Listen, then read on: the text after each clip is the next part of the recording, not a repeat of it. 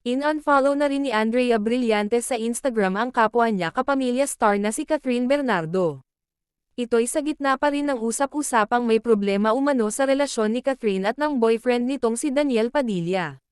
Noong November 8, 2023, ibinalita ni OG Diaz sa kanyang YouTube vlog ang usap-usapang hiwalay na umano ang celebrity couple.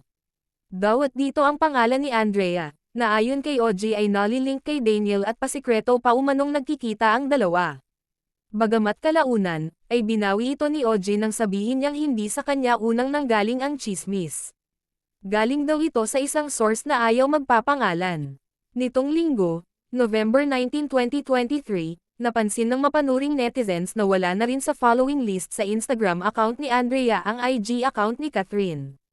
Nangyari ito 2 araw matapos madiskubre ng Katniel fans, na hindi na pina-follow ni Catherine ang young actress, pero si Andrea ay nananatiling nasa following list niya si Catherine.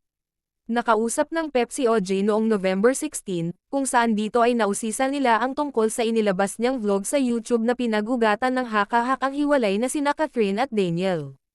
Sagot ni OJ sa tanong kung naniniwala ba siyang may something na namagitan kina Daniel at Andrea, sinabi ko nga, paulit-ulit, eto ho ang nakarating sa amin, hindi po ito confirmed.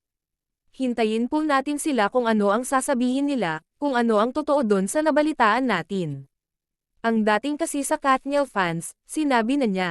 Napakunot noo si OG, so, hindi ko problema. Problema ko. Hindi ko problema yon. Problema yon ang nakaka-interpret na yon ang kanilang interpretasyon. Sundot na tanong sa kanya kung hindi ba niya naisip tanungin muna ang Katniel bago niya pinasabog iyong bali-balita. Napabuntong hininga si OG, again, eto po yung nabalitaan namin. Hindi po ito confirmed. Hintayin po natin silang magsalita kung ano ang totoo. Basta importante, at the end of the day, gusto ko, sila pa rin.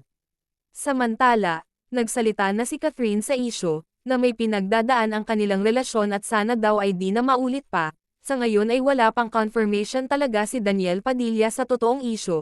Sa side naman ni Andrea Brillantes, ay sinabi niya na hindi niya alam kung saan nanggaling ang isyu at kung sino daw ang nagpakalat nito.